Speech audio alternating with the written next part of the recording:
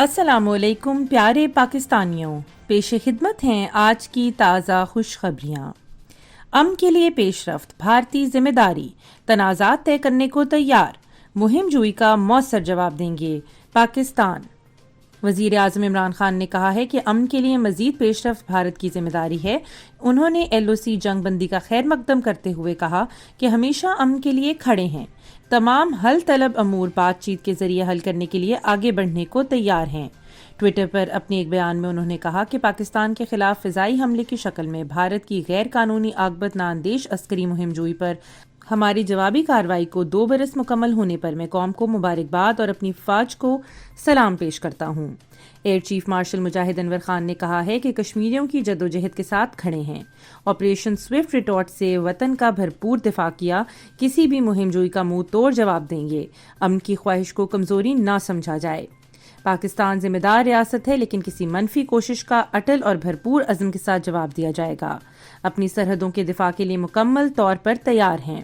ان خیالات کا اظہار مجاہد انور خان نے آپریشن سوئفٹ ریٹارٹ کی دوسری سالگرہ پر ایئر ہیڈ کوارٹر اسلام آباد میں منعقدہ تقریب سے خطاب کرتے ہوئے کہا۔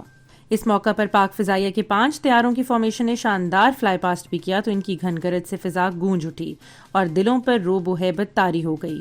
شائقین نے شاندار کارکردگی کا مظاہرہ کرنے پر پاک فضائیہ کے شاہینوں کو خوب داد دی۔ اقوام متحدہ کا چارٹر طاقت کے استعمال کی ممانعت کرتا ہے، پاکستانی مندوب۔ جہاں بھارت اور پاکستان کے سینئر فوجی عہدیدار کشیدگی کو کم کرنے کے طریقوں پر تبادلہ خیال کر رہے ہیں، وہیں پاکستان کے اقوام متحدہ میں مندوب نے سلامتی کونسل کو یاد دلایا کہ اقوام متحدہ کا چارٹر مستقبل کے اور متوقع حملوں کو روکنے کے لیے طاقت کے استعمال کی اجازت نہیں دیتا ہے۔ دونوں ممالک کے سینئر فوجی کمانڈرز نے کنٹرول لائن اور دیگر تمام معاہدوں، افہام و تفہیم اور جنگ بندی پر سختی سے عمل کرنے پر رضامندی ظاہر کرنے سے چند گھنٹوں قبل ہی پاکستان نے ایک غیر رسمی طریقہ کار آریہ فارمولا کا استعمال کیا۔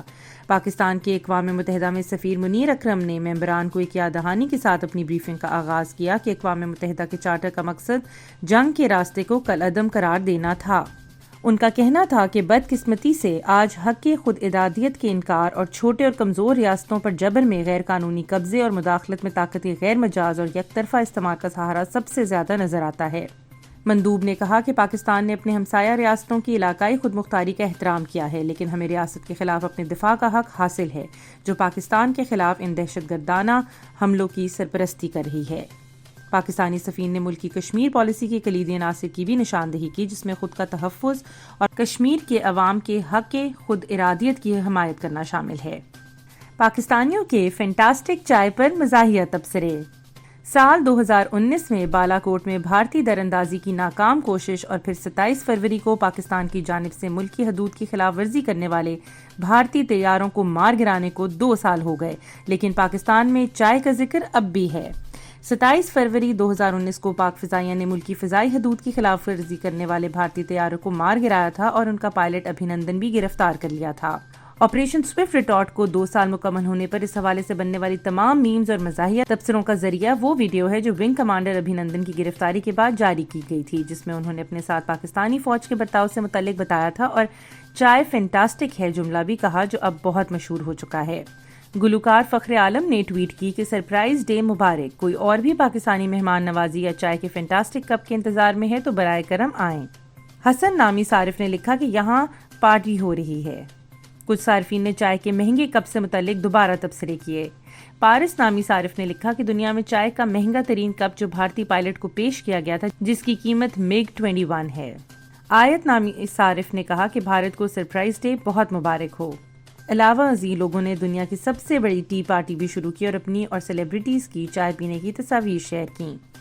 PSL 2021 قلندرز نے کنگز پر اپنی برتری ثابت کر دی، 6 وکٹوں سے کامیاب۔ پاکستان سپر لیگ 2021 کے اہم میچ میں لاہور قلندرز نے فخر زمان اور بین ڈنگ کی رکھی گئی بنیاد اور ڈیوڈ ویزے کی شاندار بیٹنگ کی بدولت روایتی حریف کراچی کنگز کو 6 وکٹوں سے شکست دے دی۔ قبل ازیں پاکستان سپر لیگ 2021 کے 11ویں میچ میں کراچی کنگز نے لاہور قلندرز کے خلاف پہلے بیٹنگ کرتے ہوئے شرجیل خان اور محمد نبی کی اچھی بیٹنگ کی بدولت مقررہ اوورز میں 9 وکٹوں پر 186 رنز بنا لیے۔ ڈیوڈ ویزے کریز پر آنے والے آخری بلے باز تھے جنہوں نے موقع کی مناسبت سے 9 گیندوں پر ناقابل شکست 31 رنز بنائے اور چھکوں کی بارش کرتے ہوئے قلندرز کو 6 وکٹوں سے فتح دلائی۔ بین ڈنک دوسرے اینڈ پر کھڑے رہے اور آؤٹ ہوئے بغیر 57 رنز بنائے۔ لاہور قلندرز نے مقررہ ہدف آخری اوور کی دوسری گیند پر 179 رنز بنا کر حاصل کر لیا اور پی ایس ایل 2021 میں پہلے بیٹنگ کرنے والی ٹیم کی جیت کی روایت کو بھی برقرار رکھا۔ آئی سی سی کی ٹیسٹ رینکنگ، بابر اعظم کی 6ٹھی پوزیشن۔ انٹرنیشنل کرکٹ کونسل نے انگلینڈ اور بھارت کے درمیان جاری ٹیسٹ سیریز کے تیسرے میچ کے بعد کھلاڑیوں کی تازہ درجہ بندی جاری کر دی ہے، جس میں پاکستان کے بابر اعظم سر فہرست 10 بلے بازوں میں شامل ہیں۔ آئی سی سی کی جانب سے جاری اعلامیہ کے مطابق بھارت کے روہت شرما نے 6 درجے بہتری کرتے ہوئے پہلی مرتبہ سر فہرست 10 بلے بازوں میں جگہ بنائی۔ بھارت کے کپتان وراٹ کوہلی 5ویں نمبر پر چلے گئے، جن کے بعد بابر اعظم موجود ہیں۔ نیوزی لینڈ کے ہنری نیکولس نے 747 پوائنٹس کی مدد سے 7ویں نمبر پر جگہ بنا لی۔ علی گل پیر کا ٹی از فینٹاسٹک کے ذریعے 4 درختوں کو خراج تحسین۔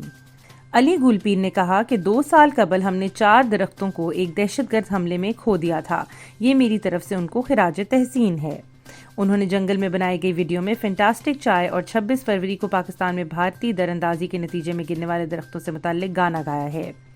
گانے سے متعلق علی گل پیر نے کہا کہ یہ گانا پاکستان کے پرامن ہونے، ملک کی سفارتکاری اور جذبہ خیر سگالی کا جشن ہے۔ انہوں نے کہا کہ ہم اس دن کو فینٹاسٹک ٹی ڈے کے طور پر منائیں، جہاں ہم بھارتی ونگ کمانڈر ابھینندن کی واپسی اور جوہری تصادم کو روکنے کے اپنے فیصلے پر قائم ہیں۔ علی گل پیر نے یہ بھی کہا کہ وہ یونیفارم میں ملبوس افراد کا بہت زیادہ احترام کرتے ہیں، اس سے قطع نظر کہ ان کا تعلق سرحد کی کس جانب سے ہے۔ گلوکار نے کہا ہم کسی بھی ملک کے فوجی اہلکاروں کا بہت احترام کرتے ہیں جو اپنی اقوام کی سلامتی اور خوشحالی کے لیے اپنی جانوں کو خطرے میں ڈالتے ہیں، خواہ وہ پاکستان سے ہوں یا نہیں۔ انہوں نے اس بات کا اعادہ کرتے ہوئے کہا کہ ایک پائلٹ کو واپس کرنا اور امن کی حوصلہ افزائی کرنا ہمارے ملک کی بہادری اور فتح کی علامت ہے۔ سجل علی اور بلال عباس فلم کھیل کھیل میں اداکاری کے لیے تیار۔ پاکستان کی نامور اداکارہ سجل علی اور اداکار بلال عباس ایک ساتھ پاکستانی فلم کھیل کھیل میں اداکاری کے لیے تیار ہیں۔ فلم والا پروڈکشنز کے نبیل قریشی اور فضا علی مرزا نے حال ہی میں اپنی آنے والی فلم کھیل کھیل میں کی شوٹنگ شروع کی ہے۔ انہوں نے پاکستان کی نامور اداکارہ سجل علی اور ڈرامہ انڈسٹری میں مقبول اداکار بلال عباس خان کو مرکزی کرداروں میں لیا ہے۔ اداکار بلال عباس نے سوشل میڈیا پر اپنے مداحوں اور فالوورز کو فلم میں کام کرنے سے متعلق آگاہ کیا۔ انہوں نے اسکرپٹ کی تصویر شیئر کرتے ہوئے لکھا کہ پہلی مرتبہ ملک کے بہترین پروڈیوسر اور ڈائریکٹر کے ساتھ کام کر رہا ہوں، اس بار ملتے ہیں تھیٹر میں۔ دوسری جانب اداکارہ سجل علی نے بھی اپنے انسٹاگرام اکاؤنٹ پر فلم کی اسکرپٹ کی تصویر شیئر کی۔ دونوں اداکاروں کی جانب سے فلم کی ریلیز کی تاریخ کا اعلان نہیں کیا گیا۔ خیال رہے کہ ان دنوں Sajal Ali Jemima Goldsmith کی فلم what's love got to do with it کی شوٹنگ کے سلسلے میں لندن میں ہیں۔ اس سے قبل انہوں نے بالی ووڈ کی انجہانی سپر سٹار سری دیوی کے ساتھ فلم موم میں اداکاری کی تھی۔ دوسری جانب اداکار بلال عباس خان نے on line streaming plate form ZEE5 کی ویب سیریز ایک جھوٹی لو سٹوری میں مدیحہ امام کے ساتھ اداکاری کی تھی، جو بہت کامیاب رہی۔ شان شاہد کا رواں برس فلم زرار ریلیز کرنے کا اعلان۔ ملک میں کووڈ-19 کیسز میں کمی کے رجحان کو دیکھتے ہوئے national command and operation centre نے چند روز قبل مختلف پابندیوں میں نرمی لانے کا اعلان کیا تھا۔ NCOC نے یہ اعلان بھی کیا تھا کہ 15 مارچ سے انڈور شادیوں کی تقریبات اور سینما اور مزارات کو کھولنے کی اجازت دی گئی ہے۔ گزشتہ برس چند پاکستانی فلمیں رواں برس ریلیز کے لیے تیار تھیں، مگر کورونا کے باعث سینما گھروں کو بند کیے جانے کی وجہ سے انہیں ریلیز نہیں کیا گیا اور جن فلموں کی شوٹنگ جاری تھی ان کی شوٹنگ بھی کچھ وقت کے لیے روک دی گئی تھی۔ اور اب NCOC نے 15 مارچ سے سینما کھولنے کی اجازت دے دی ہے، جس کے بعد ملک میں پاکستانی فلمیں ریلیز کی جائیں گی۔ NCOC کی جانب سے 25 جنوری کو مذکورہ بیان سامنے آیا تھا، جس کے بعد حال ہی میں پاکستان کے نامور اداکار شان شاہد نے رواں برس اپنی فلم زرار ریلیز کرنے کا اعلان کیا ہے، جو گزشتہ برس ریلیز نہیں ہو سکی تھی۔ اداکار نے مزید کہا کہ ہم 2020 میں فلم زرار ریلیز کرنے کے لیے تیار تھے، لیکن کورونا کی وجہ سے اسے ریلیز نہیں کیا گیا تھا۔ فلم کی کہانی خود شان شاہد نے تحریر کی ہے، جبکہ ندیم بیگ بھی فلم میں اہم کردار نبھاتے نظر آئیں گے۔ تاہم شان شاہد نے یہ واضح نہیں کیا کہ اس فلم کو رواں برس کس تاریخ کو ریلیز کیا جائے گا۔ آج کے لیے بس اتنا ہی، انشاءاللہ کل تازہ خبروں کے ساتھ پھر حاضر ہوں گے۔